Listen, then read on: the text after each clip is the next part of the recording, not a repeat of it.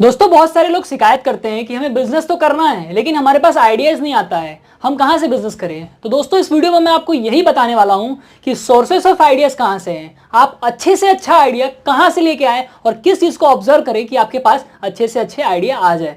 तो दोस्तों इस वीडियो को अंत तक देखिए, बिल्कुल भी स्किप मत कीजिए। दोस्तों आइडिया का सोर्स को लाने के लिए सबसे पहले आपको कंज्यूमर को देखना पड़ेगा कि कोई कंज्यूमर है आपके शॉप में आ रहा है या फिर किसी के शॉप में आ रहा है, तो उसके बाइंग बिहेवियर पैटर्न को समझिए कि वो कैसे कैसे प्रोडक्ट को परचेस कर रहा है, उसके प्रेफरेंस को समझिए कि वो कैसे प्रोडक्ट को अच्छा लगता है उसको और कैसी चीज़ों को वो खरीदता है। और उसके हिसाब से अगर आप अपने सर्विस को लॉन्च करते हैं, अपने प्रोडक्ट को लॉन्च करते हैं, तो वो कंज्यूमर को बिल्कुल पसंद आएगा। इसके लिए अगर आपको नए नए आइडियाज ढूंढने हैं तो आप हमेशा आपको कंज्यूमर को एनालाइज करता रहना पड़ेगा कि कंज्यूमर का बाइंग पैटर्न कैसा है, उसके प्रेफरेंस कैसा है और उसको कौन कौन सी चीज़ें पसंद आ रही है। अगर आप कंज्यूमर को ऑब्जर्व करने लगे तो आपके पास आइडियाज की भरमार आ जाएगी और आपके पास बहुत सारे आइडियाज आने लगेंगे बिजनेस करने के लिए। तो दोस्तों ये सबसे पहले एक सोर्स है न्यू आइडियाज आने का कि आप अपने कंज्यूमर को ऑब्जर्व कीजिए। दोस्तों दूसरे नंबर पर आता है एग्जिस्टिंग प्रोडक्ट एंड सर्विस।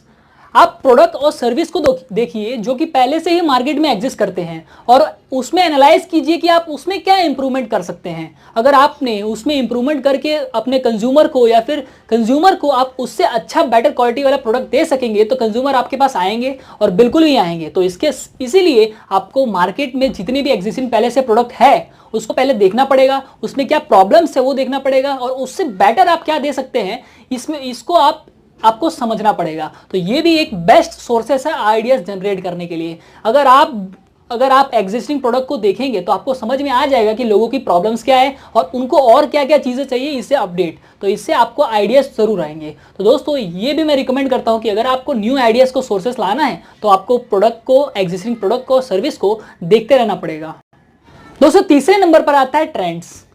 अगर आपको कोई प्रोडक्ट लॉन्च करना है या फिर नए नए आइडियाज लाने हैं तो आपको मार्केट में क्या चल रहा है वो देखना पड़ेगा। ट्रेंड्स क्या है मार्केट में, लोगों को क्या पसंद आ रहा है, आज के जनरेशन के लोगों को क्या पसंद आ रहा है और अभी क्या चल रहा है मार्केट में, ये आपको हमेशा अवेयर रहना पड़ेगा। अगर आपको आइडियाज सोचने हैं कि यार मैं ये बिजनेस करूँ, मैं वो बिजनेस करूँ, तो इसके लिए आपको क्या क्या सोचना पड़ेगा कि मार्केट में क्या ट्रेंड चल रहा है। क्योंकि अगर आप अपने हिसाब से बिजनेस करेंगे तो जरूरी नहीं कि वो चले। इसके लिए आपको लोगों की ट्रेंड्स के ऊपर जाना पड़ेगा, मार्केट में क्या चल रहा है उसको ऑब्जर्व कीजिए और आप उसको एनालाइज करके इजीली एक अच्छा बिजनेस आइडियाज डेवलप कर सकेंगे। तो दोस्तों हमेशा मार्केट के ट्रेंड्स को एनालाइज कीजिए और समझिए कि मार्केट में क्या चल रहा है, इससे आप अपने कंज्यूमर की नीड को एकदम फुलफिल कर सकेंगे। दोस्तों इस लिस्ट में चौथे नंबर पर आता है रिसर्च एंड डेवलपमेंट। आइडियाज अगर आपको चाहिए कि मार्केट में लोगों को क्या पसंद आ रहा है तो इसके लिए आप रिसर्च एंड डेवलपमेंट भी करा सकते हैं। बहुत सारी बड़ी बड़ी एजेंसियां होती हैं, बड़ी बड़ी कंपनीज होती हैं, वो भी रिसर्च एंड डेवलपमेंट में बहुत सारा इन्वेस्टमेंट करती है। क्योंकि उनको पता चलता है कि अगर हम लोगों की प्रेफरेंस को समझ लेंगे, लोगों की क्या लाइक्स है वो सब समझ लेंगे, तो उनके अनुसार अगर हम प्रोडक्ट को लॉन्च करेंगे तो हमारा प्रोडक्ट मार्केट में सक्सेसफुल रहेगा। इसके लिए वो लोग रिसर्च एंड डेवलपमेंट पे बहुत ज़्यादा इन्वेस्टमेंट करते हैं। अगर आप भी चाहते हैं कि आपका आइडिया सक्सेसफुल हो और आप भी नए नए आइडियाज लाना चाहते हैं मार्केट में, तो आपको रिसर्च एंड डेवलपमेंट पे बहुत ध्यान देना पड़ेगा, जिसके चलते आप कोई भी प्रोडक्ट अगर लॉन्च करते हैं तो बहुत ही ज़्यादा सक्सेस मिलेगी इस फील्ड में। तो दोस्तों आप भी इस चीज़ में ध्यान दीजिए। दोस्तों इस लिस्ट में पांचवें नंबर पर आता है गवर्नमेंट। बहुत टाइम ऐसा होता है कि गवर्नमेंट कुछ कुछ इंडिकेशंस देती है, कुछ कुछ ऐसे पॉलिसीज बनाती है जिससे कोई कोई बिजनेस जो होता है उसका जो फलने फूलने का टाइम आ जाता है, कहते हैं कि बूइंग पीरियड आ जाता है। इसके लिए आपको गवर्नमेंट की पॉलिसीज ये सब हमेशा देखना पड़ेगा। जैसे कि अगर हम बात करें डीमोनेटाइजेशन की, तो डीमोनेटाइजेशन में जितनी सारी ऑनलाइन जितने पेटीएम एप्लीकेशंस थे उनका बूमिंग पीरियड आ गया था, तो वहां से वो लोग बहुत ही ज़्यादा बूम कर गए थे। जैसे कि पेटीएम हो गया, फ्रीचार्ज हो गया, ऐसे जितने एप्लीकेशंस थे उनका वो बूमिंग पीरियड था, क्योंकि उन्होंने जितनी गवर्नमेंट की पॉलिसीज थी उसको ऑब्जर्व कर लिया कि मार्केट की नीड क्या है। अभी लोगों के पास पैसा नहीं है, लोगों के पास 100 रुपये नहीं है, जो 500 रुपये, 1000 रुपये थे उनको एक्सचेंज कराने लग गए, तो लोगों के पास अब छुट्टे बचे नहीं हैं। तो लोग क्या सोचेंगे, ऑनलाइन पेमेंट करें।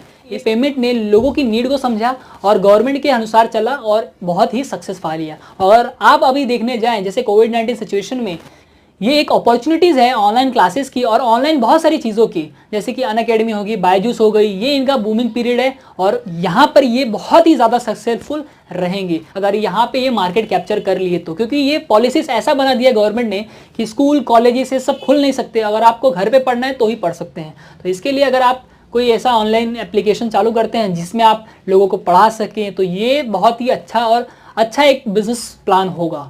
तो ये भी एक सोर्स है कि अगर आप गवर्नमेंट की पॉलिसीज़ को समझते हैं, गवर्नमेंट ने क्या इम्प्लीमेंटेशन किए हैं और क्या क्या पॉलिसीज़ में चेंज किए हैं, इनको समझ के अगर आपके मन में भी आइडियाज़ आते हैं तो ये भी काफ़ी अच्छा एक आइडिया का सोर्स है। दोस्तों उसके बाद आता है एग्जीबिशन। बहुत सारे लोग एग्जीबिशन में जाते हैं, जैसे कि ट्रेड फेयर हो गया और बहुत सारे बिजनेस के एग्जीबिशंस होते हैं। वहाँ पर जितने एंटरप्रेन्योर्स होते हैं वहाँ चीज़ों को ऑब्जर्व करते हैं, कैसे कैसे टाइप के प्रोडक्ट आ रहे हैं, और उसको सोचने के बाद में वो मन में ऐसा सोचते हैं कि इसमें और क्या इंप्रूवमेंट किए जा सकते हैं। तो वहाँ से भी उनको आइडियाज़ आते हैं कि हम किस किस प्रकार के बिजनेस कर सकते हैं। तो आपको भी अगर बिजनेस आइडियाज़ को डेवलप करना है तो आप भी ऐसे एग्जीबिशन में पार्टिसिपेट कीजिए, वहाँ पर जाइए, लोगों से मिलिए, प्रोडक्ट कैसे बन रहे हैं, कौन कौन से जगह पर नए नए इनोवेशन हो रहे हैं। यहाँ पर जाने के बाद में भी आपके पास बहुत सारे आइडियाज आएंगे कि यार मैं इसमें इनोवेशन करके मैं कुछ अच्छा प्रोडक्ट इनसे दे सकता हूँ। तो आप यहाँ पे जाइए, तो यहाँ से भी आपको बेटर आइडियाज आएंगे। दोस्तों इसके बाद आता है मार्केट। अगर आपको बहुत सारी बिजनेस आइडियाज को सोचना है तो आपको मैक्रो एनवायरनमेंट पे ध्यान देना पड़ेगा।